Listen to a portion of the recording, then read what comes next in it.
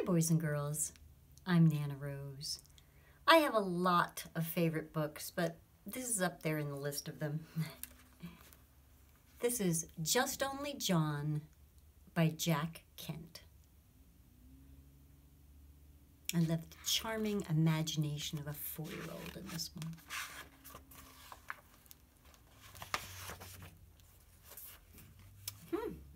What time of year do you think it is in this book?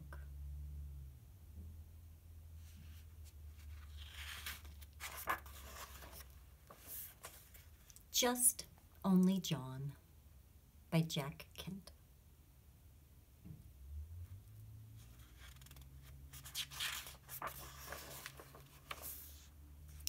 To Jack Jr.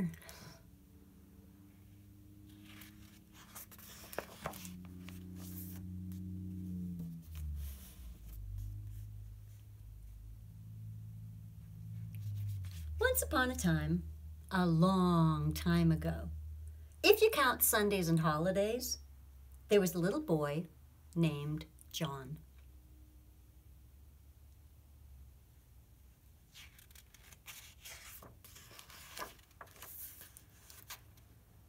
He had been a little boy named John for over 4 years, and he was getting tired of it.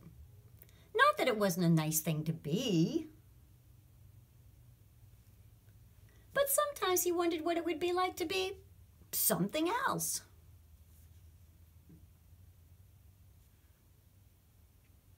Have you ever wondered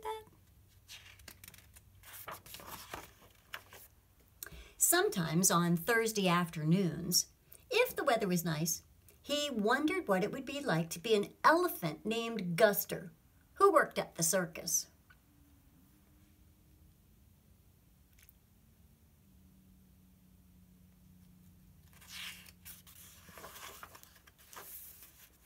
And sometimes on Tuesdays after his nap, he wondered what it would be like to be a giraffe named Elmer, or George, or Melvin, or Jim.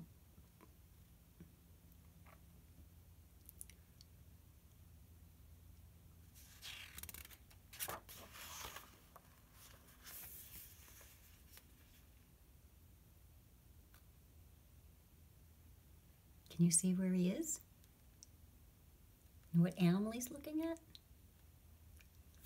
You can tell by the bars and the worker that he's at the zoo.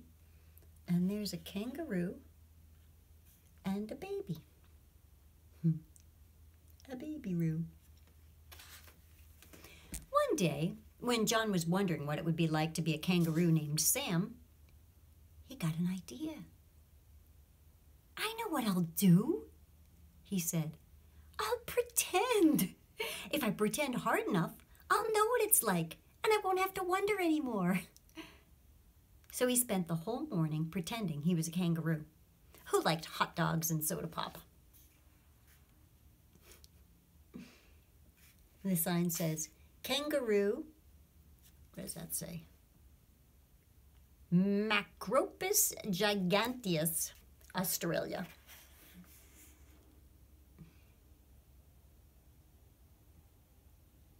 So he's pretending to be a kangaroo. And he spent the whole afternoon wondering whether it was the bounces or the hot dogs that gave him an awful tummy ache. You can't find out what it's like to be something by pretending, he said. You only find out what it's like to pretend to be something. And it's not the same thing at all. Pretty close, though, isn't it? Suddenly, John remembered Mrs. Walpurgis, who did witchcraft and hemstitching and had a shop on the other end of the block. Mrs. Walpurgis, hexes and spells.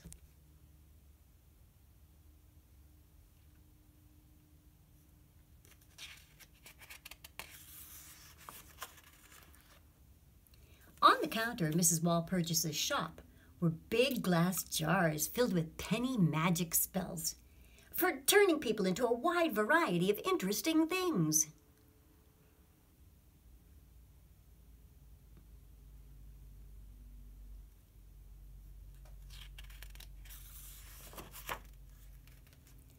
John picked out a peppermint-flavored magic spell and gave Mrs. Walpurgis his penny.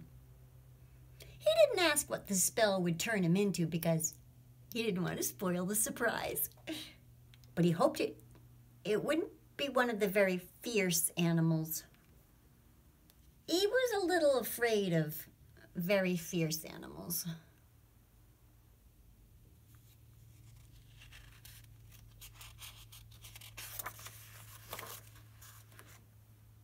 When he got home, John peeked to see what he had turned into. "Why," he said, "I'm just only me." And that's what he was. "Yeah, I guess it takes a while for the magic to work," thought John.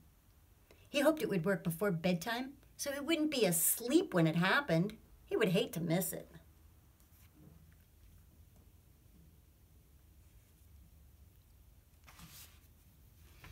"Oh, there you are," said John's mother. "Where has my little lamb been?"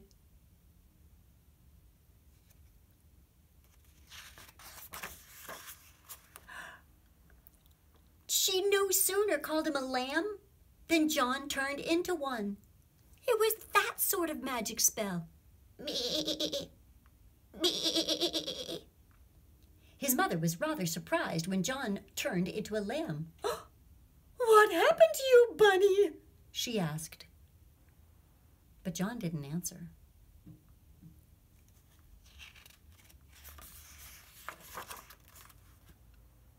He had turned into a bunny, and he wasn't quite sure, being new at all, what sort of voice a bunny should answer in. "Stop that this instant, John," said his mother.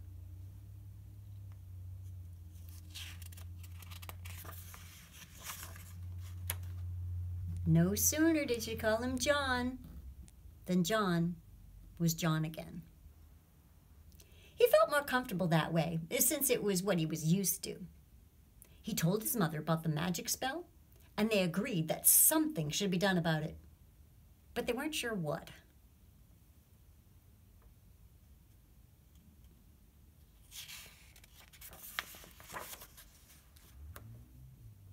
They decided to go ask Daddy.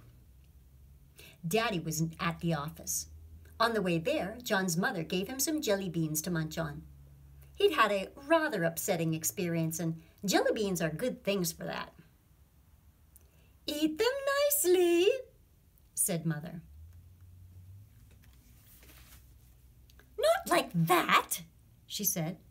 "Why must you be such a little pig?" What do you think's going to happen?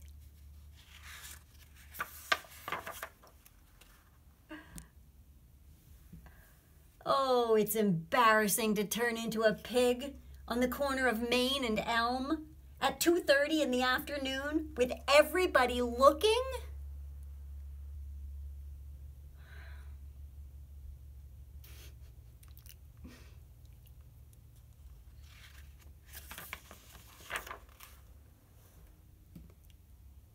"You're not a pig," said John's mother quickly. "You're John." And he was. Daddy was a very important man, with his own office and his name on the door. Can you see the door? The office door says, "Daddy." "Well, well," said John's daddy. "How's my little man today?"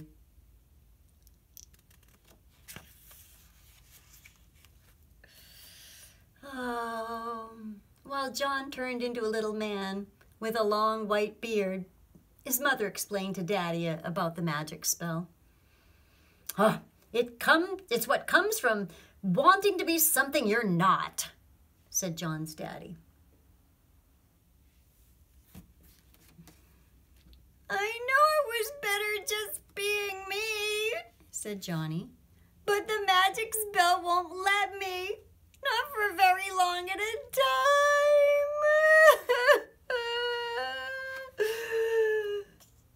And he started to cry.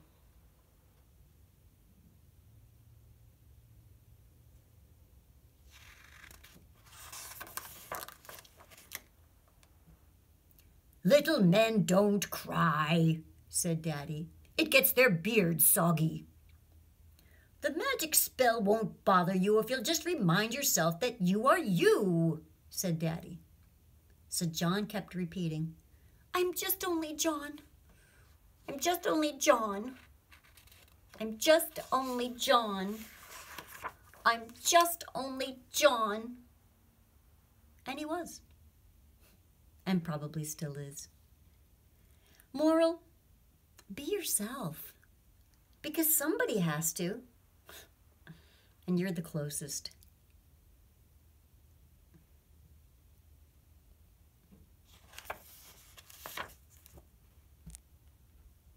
And that's the story of Jack Kent's Just Only John. Have you ever pretended to be something else? Pretending is so much fun. You could pretend you're a kangaroo and hop around. You could pretend you're a pig and grunt and use your nose silly like a pig does. You could pretend that you're a cat and you could lick your paw and wash behind your ears.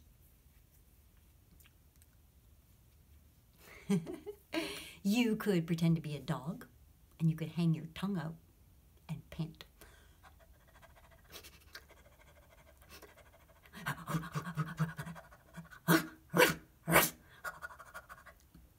You can pretend to be all kinds of things. But nobody else could pretend very well to be you, because you're the only person who can be you really well. So whatever you do today, pretend to be lots of other things, but before you go to bed, make sure you pretend to be yourself. And while you're doing all that, have fun.